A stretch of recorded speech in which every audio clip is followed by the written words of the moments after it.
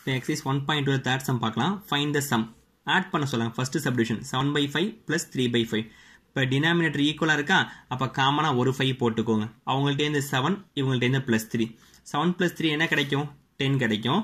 இப்போ 5 டேபிளால் 10 அடிக்க முடியும். எப்படி அடிப்பீங்க? 1 5 is 5, 2 5 அல்லது 10. இப்போ மேலே 2, கீழே 1.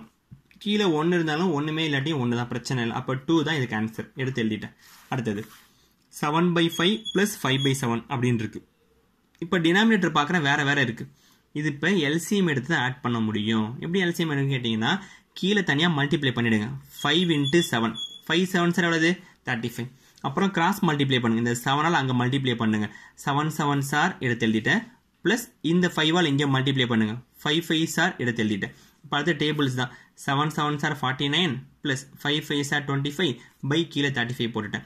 49ஐயும் 25 ஆட் பண்ண என்ன கிடைக்கும்? 74 தான் கிடைக்கும். அப்போ 74/35 தான் ஆன்சர். ஓகேவா? டினாமினேட்டர் ஒன்றா இல்லைன்னா இப்படி தான் போடணும். முதல்ல கீழே மல்டிப்ளை பண்ணிக்கணும், அப்புறம் கிராஸ் மல்டிப்ளை பண்ணணும். அவ்வளோதான். ஓகேவா? இது எப்போ அப்ளை பண்ணணும்? மேலே பாருங்கள், டினாமினேட்டர் ஈக்குவலாக இருந்துச்சு, டேரெக்டாக ஆட் பண்ணி போட்டுட்டோம். இங்கே வேறு வேறு நம்பர், இங்கே 5 இருக்குது, இங்கே 7 இருக்குது. அதனால தான் டினாமினேட்டரை காமன் ஆக்கிறதுக்காக எல்சிஎம் எடுக்கணும். தட் மீன்ஸ் கீழே மல்டிப்ளை பண்ணணும், அப்புறம் மேலே கிராஸ் மல்டிப்ளை பண்ணணும். அவ்வளோதான். ஓகேவா? தேர்ட் சப்டிவிஷன் 6/5 + -14/15 கொடுத்துருக்காங்க. இப்போ ப்ளஸ் இன்ட்டு மைனஸ்னு போட்டுருங்க. இங்கே 15 இருக்குது. அப்போ இங்கேயும் 15 கொண்டு வந்தால் காமன் ஆகிடும். 5 டேபிள் எப்போ 15 வரும்னு யோசிக்கிறேன். 5 3 சார் 15. அதனால தான் இந்த 6/5 கூட மேலேயும் கீழேயும் 3ஆல் மல்டிப்ளை பண்ணியிருக்கேன். திரும்ப சொல்கிறேன், கவனிங்க. 15 இங்கே இருக்குது. அங்கே 15 வரதுக்கு என்ன செய்யணும்? முன்னாடி 1 போட்டுருன்னு சொல்லாதீங்க.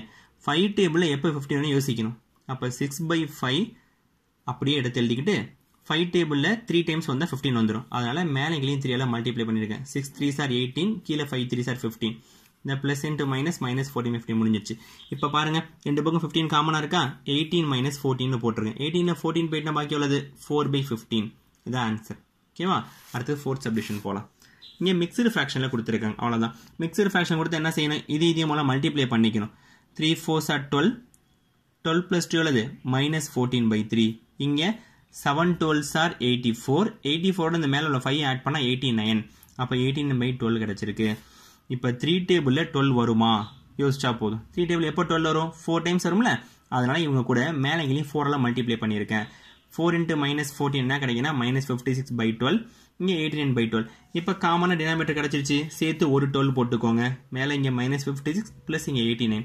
89ல் 56 போயிட்டுனா 33. இப்போ 33/12 கிடைக்கும். இந்த 33யும் 12ஐயும் 3 டேபிள் அடிக்க முடியும். 3 டேபிள் அடித்தா 11 3 சார் 33, 4 3 சார் 12. அப்போ கிடச்சிருக்க அந்த 11/4 அடுத்தது மிக்சடு ஃப்ராக்ஷனில் போடுறேன். 4 டேபிள் போட்டால் 4 2 சார் உள்ளது 8. 11ல் 8 போயிட்டா பாக்கி எவ்வளவு? 3. அப்போ 2 3/4. அதான் மிக்சடு ஃப்ராக்ஷன் எடுத்து எழுதியிருக்கேன். ஓகேவா? இது ஆன்சர். புரியுதான்னு பாருங்கள். இப்போ இந்த ஸ்டெப்பாவது புரியல அப்படின்னா அதை தொட்டு வாட்ஸ்அப்பில் மெசேஜ் பண்ணுங்கள். கண்டிப்பாக நான் ரிப்ளை உங்களுக்கு பண்ணுவேன். ஓகேவா? தேங்க்யூ.